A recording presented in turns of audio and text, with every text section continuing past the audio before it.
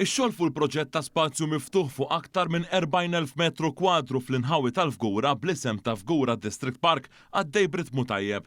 Il-proġett se jibdel din iż-żona mal-fortifikazzjonijiet tal-Port il-Kbir f'park mimlih dura u aċċessibbli għal kulħadd. Waqt żjara fuq il-post mill-Ministru għall-Ambjent Mirjam Dalli, il-Ministru għall-Fondi Ewropej Stefan Zrinzo Zoppardi u s-Sindku tal-Fgura Clayton Kaskun Portelli ġie spjegat kif il-proġett se jgħaqqad il-ħarsien tal-ambjent ma' spazji ta' divertiment u mistrieħ.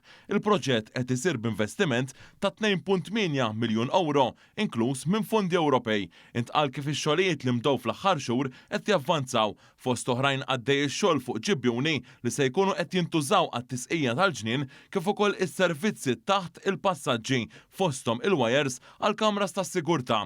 Qed jinbena wkoll it-taraġ li se jgħaqqad din iż-żona mal-Park ta' San Clement. Il-proġett se jinkludi żona apposta tfal b'tamir ġdid u sigur u adattat għal etajiet differenti waqt li se jkun hemm ukoll spazju għal pikniks, bankijiet għad-delta s-siġar li qed jitħawlu.